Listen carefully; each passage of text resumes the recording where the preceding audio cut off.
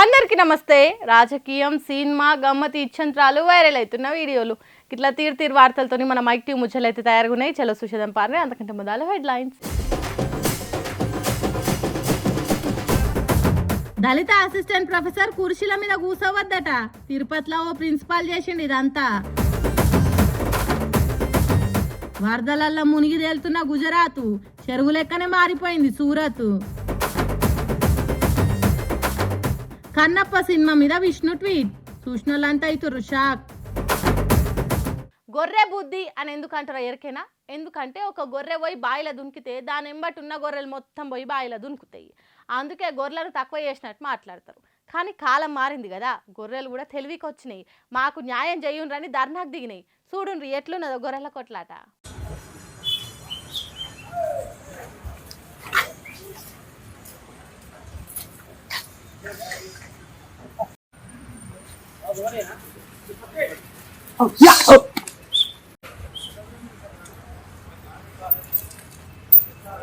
వర్ధిల్లాలి గొర్రెల మేకల ఐక్యత, న్యాయం చేయాలి గొర్రె మేకలకు వెంటనే, సప్లై చేయాలి నట్టల మందు, గొర్రెల మేకలకు తక్షణమే అని నోరుంటే మొత్తుకునేటిగా వచ్చి మూగజీవాలు గొల్ల కుర్మలంతా కలిసి ఏకంగా గాంధీ భవన్కు గొర్రెలను మేకలను తోలుకొని వచ్చిండ్రు. దీంతోని గాంధీ భవన్లో ఉన్న కాంగ్రెస్ పార్టీ వాళ్ళంతా పార్షానైనరట.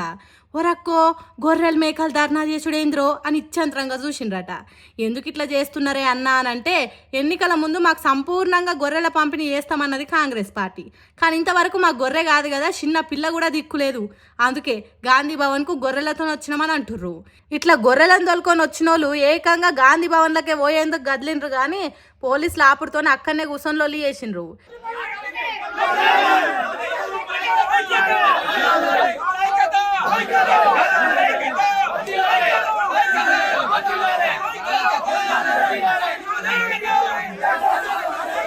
ఇక దీని మీద BRS party MLA Harish Rao మాట్లాడుకుంటా కాంగ్రెస్ పార్టీ పాలన ఎట్లున్నదో చెప్పిండు. ఎందుకు 100 రోజుల్లో 2వ విడత గొర్రెలు ఇస్తాను, 500 రోజులైంది, మీ సంగతి ఏంటని గొల్ల కుటుంబాలంతా గాంధీ భవన్ ఉపయోగించినట్టుగా గొర్రెలు కూడా అయినాయట గాంధీ భవన్. మా యాదవ్లో మంత్రి పదవి సంగతి ఏంటని అడిగిందట. అంటే ఏది చూసినా అంత ఆగమాగం సగం ఉన్నది. ఇదే ముచ్చట మీద దూదిమెట్ల బాలరాజు యాదవ్ అనే బీఆర్ఎస్ లీడర్ మాట్లాడుకుంటా ఏమన్నాడు ఈనుండ్రి. సామాజిక న్యాయం 7వ గ్యారంటీ, ప్రజా పరిపాలన ఎవరైనా ఏం మాట్లాడచ్చు అని చెప్పేసి మాట్లాడిన రేవంత్ రెడ్డి, ఆ గొర్రెలు మూగజీవాలు మాకు బీమా సౌకర్యం కల్పించాలని, మాకు నటల మందు ఇవ్వాలని, మా గొర్రె మూగజీవాలకు కనీసం మందులు ఇవ్వాలని ఆలోచన చేస్తే గొర్రెలు కూడా అరెస్ట్ చేసిరు ఈ పోలీసులు. ఏం చేయాలి? మనుషులే కాదు, ఆఖరికి గొర్రెలను మేకలను కూడా అరెస్ట్ చేసిండ్రు పోలీసులు. ఇదే నా ప్రజాపాలన అన్నట్టు అడుగుతున్నాడు. మరి అరెస్ట్ చేసిన గొర్రెలు మేకలను ఏ జైలు వేస్తారో, వాటికి ఏం పెట్టి చేస్తారో, పోలీస్ రిమాండ్లు ఉంచుతారో ఏం చేస్తారో తెలియదు. కానీ పోలీసులను చూస్తే మస్తు భయపడుతున్నాయట గొర్రెలు మేకలు. ఏందో ఏమో పోన్రి ఆ మూగజీవాల పరిస్థితి. జర సర్కార్ దీని మీద ఆలోచన చేస్తే బాగుండు. సార్లు జర సోచో కదా. ఇంట్లో కరెంట్ హీటర్లతోని, ఇస్త్రీ పెట్టెలతోని, గ్యాస్ సిలిండర్లతోని చాలా పైలంగా ఉండాలి. ఎప్పటికప్పుడు వాటిని చెక్ చేసి మంచిగున్నాయో లేవో చూడాలి. ఒకవేళ ఏ చిన్న అనుమానం ఉన్నా రిపేర్ చేసినాకనే వాడుకోవాలి. ఏం కాదులే అన్నట్టు నెగ్లెక్ట్ చేస్తే మాత్రం ఘోరాలు జరుగుతాయి, పానాలు పోయే కథ అవుతుంది. ఇగో గీడ చూడుండ్రి ఎటువంటి ఘోరం జరిగిందో.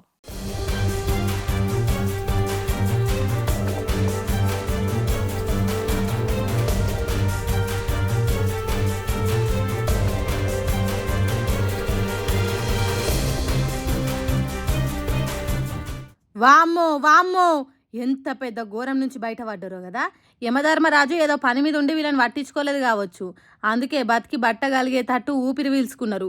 లేకుంటే ఈ పాటికి కాలి దచ్చి కాటికి పోదురు కావచ్చు. వంట రూమ్లో గ్యాస్ బండ రిపేర్ చేసుకుంటున్నారో లేకుంటే ఇంకేదైనా తక్లీఫ్ అయిందని దాన్ని సరి చేస్తున్నారో తెలియదు. కానీ పైపుల నుంచి గ్యాస్ లీక్ అవుతుంటే తొందరగా బయటికి గుంజుకొచ్చిండ్రు. బండ నిండున్న గాలి బయటకు పోయేదాకా ఆగిండ్రు. తర్వాత వచ్చి దాన్ని చూస్తుంటే బయటికి వచ్చిన గ్యాస్ వంట రూమ్లకు కూడా పోయింది. అక్కడ ఏదో చిన్న మిరుగుడు ఉన్నట్టున్నది. దాన్ని గ్యాస్ చేరంగానే గాల్లో కలిసిన గ్యాస్ మొత్తం బాగా మండింది. నిండా మంటలల్లో మునిగినట్టు అయ్యే వరకు నెత్తెంటికలు కట్టుకున్న బట్టలు కమిరినట్టు అయినాయి. ఎంబటే బయటికి కురికి మండుతున్న చీరను దులుపుకున్నది. గజగజ వణుక్కుంటా పానాలు అరచేతులలో పెట్టుకున్న భయంలు మునిగిండ్రు. ఇంటి తలుపులు కిటికీలు ఓపెన్ చేసి ఉన్నాయి కాబట్టి ప్రమాదం చిన్నగా జరిగింది. అప్పటికే కొంత గ్యాస్ బయటికి పోయింది. ఇంట్లున్న గాలిలో కలిసి పలసబడ్డది. అందుకే మంట తీవ్రత తక్కువ వచ్చింది. లేకుంటే ఇల్లు మొత్తం పెద్ద సౌండ్ వచ్చేది కావచ్చు. ఇంట్లో సీసీ కెమెరా ఉన్నది కాబట్టి రికార్డ్ అయ్యి గ్యాస్ ఎట్లా వేలిందో తెలిసింది. ఇది ముంబైలో జరిగిందని అంటుర్రు వీడియోని షేరింగ్లు చేసుకుంటా. కాబట్టి గ్యాస్ ముచ్చట్ల కరెంటు ముచ్చట్ల పరాష్కాలు ఆడకుండ్రి. మీకు మొత్తం తెలిస్తేనే ఆ పని చేయుండ్రి. అంతేగాని తేలు మంత్రం తెలియకుండా పాములతోని పరాష్కం ఆడినట్టు చేయకుండ్రి. గ్యాస్ కరెంటు విషయంలో సొంత తెలివితేటలు చూపెట్టకుండ్రి అని అంటుర్రు ఈ వీడియో చూసిన దేశం పబ్లిక్. అయితే ఎక్కడ జరిగింది ఎట్లా జరిగింది అనేది ఆలోచన చేయకుండా మన ఇళ్ళల్లో జరగకుండా మన ఇంటోళ్ళకి ఏం కాకుండా చూసుకోండి అని అంటుర్రు గ్యాస్ ముచ్చట్లు తెలిసిన వాళ్ళు. ఏమంటున్నాం, పైలమ్మలా ఏ పని చేసినా జర చూసుకొని చేయుండ్రి. పైకలా కనిపిస్తాడు కానీ వీడికి లోపల బాగానే ఎమోషన్స్ ఉన్నాయిరా అనే డైలాగ్ ఉంటుంది చూడుర్రి. ఇప్పుడు అదే డైలాగు మంచు విష్ణును అంటుర్రు. అదేంది, మంచు విష్ణును ట్రోల్ చేసినోడే తప్ప మెచ్చుకున్నోడు ఎవ్వరు లేడు కదబ్బా అనే కదా మీ డౌట్ అనుమానం.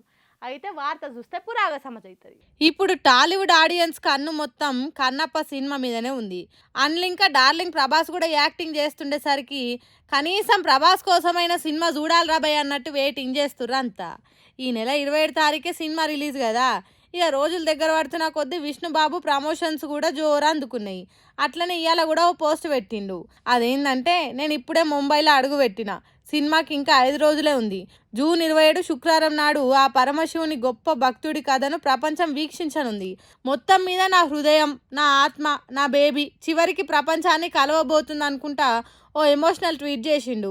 ఖాతామీగా ఈ పోస్ట్ ఇప్పుడు సోషల్ మీడియాలో ఆగిరికలు కొట్టబట్టింది. చూసినోళ్ళ దాంట్లో కొంతమంది లైకులు కొట్టి షేరింగ్లు చేస్తుంటే ఇంకొంతమంది ట్రోల్స్ చేస్తుర్రు.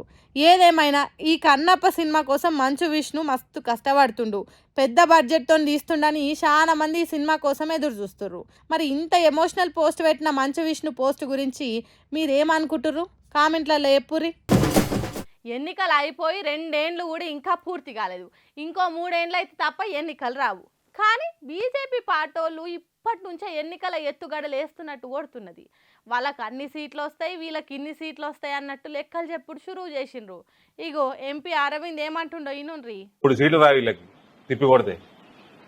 ఆ కేసీఆర్ నిలబడాడు ముసలోడు నెక్స్ట్ టైం. సిరిసిల్ల నాకు హరీష్ ఒక్కడే గెలుస్తాడు అనిపిస్తుంది అండి.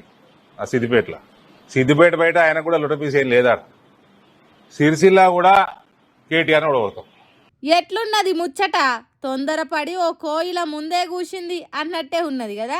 మరి ఎంపీ ధర్మపురి అరవింద్ చెప్పినట్టు జరుగుతుందా అనేది ముందు తెలుస్తుంది. కానీ దీని మీద చాలా మంది బీఆర్ఎస్ పార్టీని తక్కువ అంచనా వేస్తున్నాడు అరవింద్ అని అంటుర్రు. తెలంగాణకు నిధులు తెచ్చుట్ల వెనుకబడ్డ బీజేపీ ఎంపీలు తెలంగాణలో ఉన్న ఒక్క ప్రాజెక్టుకు జాతీయ హోదా తెచ్చింది లేదు. ITIRను అటుకు మీద పెట్టిండ్రు. పక్క రాష్ట్రానికి లక్షల కోట్ల నిధులు నీళ్ళ తిరిగిస్తుండ్రు. ఇట్లా చేసుకుంటా ఇప్పుడేమో రాబోయే 3 ఏళ్ల ముచ్చట ఎప్పుడు పరిశాన్ ఉన్నదని అంటుర్రు. తెలంగాణ కోసం తెగించి కొట్లాడిన కేసీఆర్ అంటే మర్యాద లేకుండా ముసలోడు గిసలోడు అనుడేంది అని బెదిరిస్తుర్రు.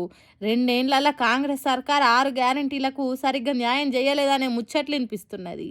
ఇటు బీఆర్ఎస్ పార్టీకి రోజు రోజుకు జనం ఆదరణ పెరుగుతున్నదట. అంతేకాదు మళ్ళా కేసీఆర్ రావాలని అంటుర్రట జనాలు.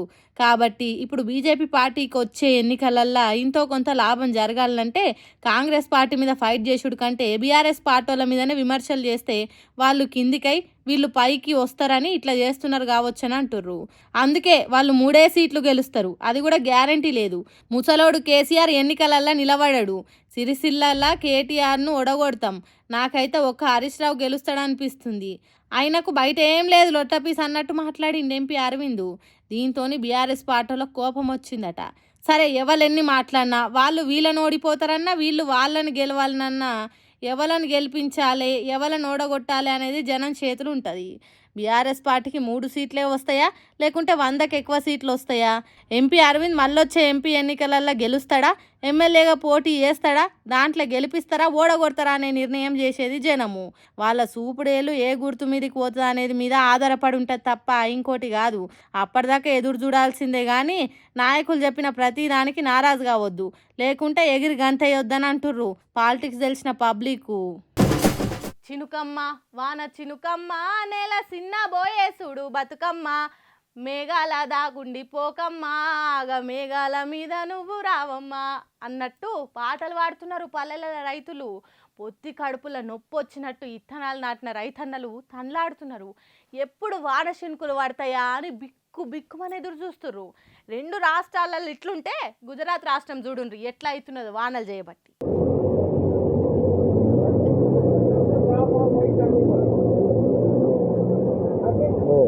అబ్బబ్బబ్బా, అది గుజరాత్ రాష్ట్రంలో ఉన్న సూరత బంగాళాఖాత సముద్రమా? రోడ్లు మొత్తం నిండిపోయి పొంగి పొర్లుతున్నది సూరత్ పట్నము.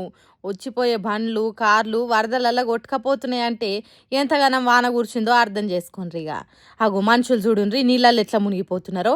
రోడ్ల మీద డ్రైనేజీ నాలాలు మురికి కాలువల పొక్కలుంటే ఇంకింత తిప్పల పడ్డారట అక్కడ జనాలు. ఇంతటి నీళ్ళల్లో బండ్లు కార్లు నడుచుడు కష్టమని కొందరు నడిచిపోతున్నారట. 2-3 రోజుల నుంచి సూరత్ పట్నము అరవల్లి జిల్లాలల్లా పెద్ద వాన కూర్చిందట. ఉరుములు మెరుపులతోని ఒక్కసారే కుండపోత వాన కుమ్మరించే వరకు ఈ గొగింత ఆగమైందట. లోతట్టు ఏరియాలల్లో జనం ఎప్పుడు ఏం జరుగుతుందని గజ వణుకుతున్నారట. Current supply ఆగిపోయిందట. ఇంతటి వర్షాలు చేయబట్టి బయటికి ఎవ్వరు వెళ్ళొద్దు, ఎప్పుడు ఏ ప్రమాదం జరుగుతుందో తెలియదు కాబట్టి పైలంగ్ ఇళ్ళల్లోనే ఉండాలని చెప్పిందట అక్కడి సర్కారు. అంటే చూడుండ్రిగా ఎంత డేంజర్ ఉన్నదో వానదేవుని ప్రతాపము. ఆడ అట్లుంటే 2 తెలుగు రాష్ట్రాలల్లో జనాలు వానల కోసం కప్పతల్లాట ఆడుతున్నారు. ఎప్పుడు మమ్మల్ని కరుణిస్తా వానదేవుడా అని మొక్కుతున్నారు. అయినా ఇటు దిక్కు ఒక్కసారి కూడా చూస్తలేడు. మరి చూడాలి ఎప్పుడు మన దిక్కు వచ్చే షెడ్యూల్ ఉన్నదో వానదేవునికి. అయినా అదునుకు పదునుకు ఇయ్యలేని వానలు ఎన్ని పడితే ఏం లాభం? ఎన్నో అక్కర్లేని గుజరాత్ రాష్ట్రం సూరత్ పట్నంలో పడితే ఏం లాభం అని గులుగుతున్నారట. వానల కోసం ఎదురు చూస్తున్న రైతన్నలు అంత ఇప్పుడు ఇది చూసినాక ఆ దేవుడి దిగొచ్చి అరే బాబు కులాలనేటి లేవురా మనుషులంతా ఒకటేరా అని చెప్తే అట్లా చెప్పిన దేవుణ్ణి కూడా ఒక్కటే దెబ్బకు చంపేసి ఆ దేవునికి రాక్షసుని పేరోటి పెట్టి ప్రతి ఏడాది దాన కార్యం చేస్తారు కావచ్చి మనుషులు. మెండైన బ్రాహ్మణుడు మెట్టు భూమి ఒకటే చెండాలుండేటి సరిభూమి ఒకటే అని అన్నమయ్య కీర్తనలు రాసిన జాగా తిరుపతిలా ఎసోంటి పనులు చేసిండ్రో చూడుండ్రి. బ్రహ్మం ఒక్కటే పరబ్రహ్మం ఒక్కటే మనుషులంతా ఒక్కటే అన్నట్టు అన్నమయ్య కీర్తనలు రాసిన తిరుపతిలా ఓ మనిషికి ఎంతటి అవమానం జరిగిందో చూడుండ్రి. ఓ దళిత అసిస్టెంట్ ప్రొఫెసర్ కుర్చీల మీద కూర్చోవద్దని ఇగో ఇట్లా కింద కూర్చొని పని చేసుకునే తట్టి చేసిండ్రు. ఇది దళితులను కాదు అందరూ సమానమని చెప్పిన అన్నమయ్యనే అవమానించినట్టు కాదా? Sri Venkateswara veterinary university dairy technology అనే కాలేజీలా రవివర్మ అనే అన్న అసిస్టెంట్ ప్రొఫెసర్గా పనిచేస్తున్నాడట. మరి ఆ కాలేజ్ ప్రిన్సిపల్ గానికి ఏం తెలివి ఉన్నదో, వాడు ఎట్లా ప్రిన్సిపల్ అయిండో, వాడు పుస్తకాలు ఏం చదివిండో సమాజాన్ని ఏం చదివిండో కానీ రవివర్మది తక్కువ కులమని వాని ముంగట కుర్చీలో కూర్చోవద్దన్నట్టు చేసిండట. కొన్నొద్దులు సెలవులు తీసుకొని మళ్ళీ కాలేజీకి వచ్చి చూస్తే తన కుర్చీలు టేబుళ్ళు లేవట. ప్రింటరు కంప్యూటరు కాగితాలు షెల్లా చెదురుగా పడేసిండ్రట. ఎందుకు ఇట్లా అయిందని అడిగితే సమాధానం చెప్పలేదట. రవివర్మ అన్న వీసీని కలిసి నేను దళితుణ్ణి కాబట్టి కుర్చీలు టేబుల్ తీసేసి అవమానం పాలు చేస్తున్నారని చెప్పిండట. ఇంకేమున్నది వీసీ వచ్చి చూసి ప్రిన్సిపాల్కు ఫోన్ చేస్తే వీసీతో కూడా సరిగ్గా మాట్లాడలేదట. అంటే చూడుండ్రి వాని తలపొగరు. మనుషులను కులాలను బట్టి తక్కువ చూసే బల్బ్ ఎట్లున్నదో అసొంటి సమాజం గురించి తెలియని సామాజిక జ్ఞానం లేని దద్దమ్మ ప్రిన్సిపల్ గారిని సస్పెండ్ చేయాలని అంటుర్రు దళిత సంఘాలోళ్ళు. ఎంత చదువుకున్నా ఎంత పెద్ద స్థాయికి చేరుకున్నా ఇట్లా కులాన్ని బట్టి అవమానం పాలు చేసుడు ఈ దేశంలో ఇంకా పోకపోనందుకు సిగ్గుపడాలి అని అంటుర్రు. ఈ దేశంలో నుంచి కులాన్ని తీసేసుడు ఆ దేవునితోని కూడా కాదు, ఇసొంటి ప్రిన్సిపల్స్ ఉన్నంత కాలం అని అనుకుంటా పొట్టు తిడుతున్నారు. ఇట్లా చేసిన ప్రిన్సిపల్ కానీ ముచ్చటెరికైన జనాలంతా. చూసిరానులా నేను పట్టుకొచ్చిన ముచ్చట్లు ఎట్లున్నాయో ఇంకిన్ని ముచ్చట్లతోటి మళ్ళా కలుద్దాం. అప్పటిదాకా చూస్తూనే ఉండరు మైక్ టీవీ ముచ్చట్లు.